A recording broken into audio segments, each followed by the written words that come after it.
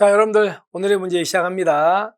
오늘 우리가 이제 또 같이 풀어볼 문제는요, 징계 문제입니다. 어제에 이어서 징계 문제인데 이제 특히나 징계위원회 관련된 내용들을 제가 넣어놨거든요. 자, 이게 이제 어떤 거냐면 잠깐 볼게요. A라는 사람이 징계 사유에 해당하는 잘못을 저질렀어요. 그러면 이제 이 A의 소속 기관장께서 징계위원회를 열어가지고 의결 요구하겠죠. 근데 우리는 이제 징계위원회가 크게 두 개로 나눌 수 있잖아요. 하나는 뭡니까? 국무총리. 밑에 있는 징계위원회가 있죠. 여러분들, 국무총리 징계위원회로 가는 경우는 A라는 사람의 계급이 뭐 이상일 때? 경무관 이상일 때 1위 가는 거 아시죠? 1위 가요. 그 다음 두 번째가 경찰 공무원 징계위원회가 있잖아요. 여기로 가는 경우는 계급이 총경 이하일 때죠. 그죠? 기억하셔야. 근데 이 경찰 공무원 징계위원회 또 나눠가지고 중앙징계위원회와 보통징계위원회 이렇게 나눠지잖아요. 그죠? 근데 여러분들 중앙징계위원회는 총경 이하 중에서 총경과 경정 계급을 담당하고 여기는 경감 이하를 담당하죠. 자, 근데 이제 문제는요. 이 보통징계위원회는 어디에 설치되어 있습니까? 어디에? 첫 번째가 경찰청에도 설치되어 있어요. 그죠? 그 다음에 시도경찰청에도 설치되어 있습니다. 그 다음에 경찰서에도 설치되어 있죠.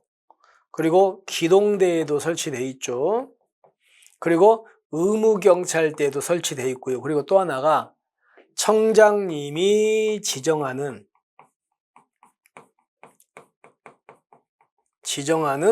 경감 이상을 장으로 하는 기관, 이런 기관에다가 무슨 징계위원회? 보통징계위원회를 둡니다. 물론 더 있는데 우리가 필요한 건지. 그러면 여기서 첫 번째, 이 보통징계위원회는 잘못을 저지른 A의 계급이 뭐 이하라고요? 경감 이하. 경감 이하인데 예외가 있죠. 예외가 바로, 자, 예외가 여기는 경찰서나 기동대에 있는 건 예외. 예외로 뭐 이하요? 경위 이하만. 여기는 경위 이하 담당하죠. 그리고 여기는 또 경사 이하만 담당해요. 이렇게 예외가 있어요. 원칙은 보통은 경감 이하인데, 그럼 가볼게요. 총경 및 경정에 대한 징계 사건을 심의합니다. 누가? 중앙징계위원회가 여기. 그 다음에 보통징계위원회는 원칙은 뭐 이하 담당해? 경감 이하를 담당하에. 그런데 뒤에 보니까 경정 이상 경찰을 장원 경찰서 여기 있잖아요. 여러분들 경찰서장님은 다 경무관 총경 경정이니까 경정 이상 맞잖아. 의미가 없고 경찰서에 있는 건 경사예요. 경위야요? 경위야잖아요. 경위야. 경찰서는. 아시겠죠? 그래서 X입니다. 이 구조를 좀 다시 한번 기억하시면 되겠습니다.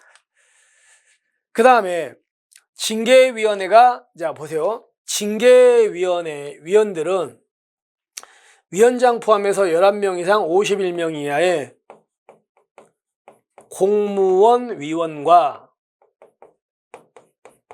민간 위원이 있는 거 아시죠? 그죠? 이 안에는. 근데 공무원 위원은 잘못을 저지른 대상자보다는 계급이 높아야 되겠죠. 그리고 계급이 높아야 되고 최소한 계급은 뭐는 넘어야 돼? 경위는 넘어야 되죠. 그러니까 경감 이상이 아니고 경위야. 경위 이상입니다. 그러니까 대상자보다 높아야 되고 경위 이상 돼야 되고. 그래서 잘못됐습니다. 그 다음에 이제 우리가 아까 징계위원회는 민간위원이 있어요. 민간위원은 아까 중앙징계위원회 민간위원과 보통징계위원회 민간위원 이렇게 돼 있잖아요. 그죠? 그러니까 그런 것들을 여러분들은 이제 보시면 되는데, 여러분들 말로 할게요. 중앙징계위원회 민간위원은 판사라든가 검사라든가 변호사로 몇 년 이상? 10년 이상이잖아요. 그죠? 그리고 대학교에서 경찰 관련 학과 정교수 이상인 분들, 정교수. 그리고 경찰로는 뭐 이상으로 퇴직하신 총경 이상. 그리고 일반 공무원은 4급 이상으로 퇴직하신 분. 이런 사람들이 이제 물론 하나 더 있지만 이런 사람들이 중앙징계위원 민간인이 되고 보통은요. 판사, 검사, 변호사로 5년 이상. 대학교에서 경찰 관련 학과 부교수 이상.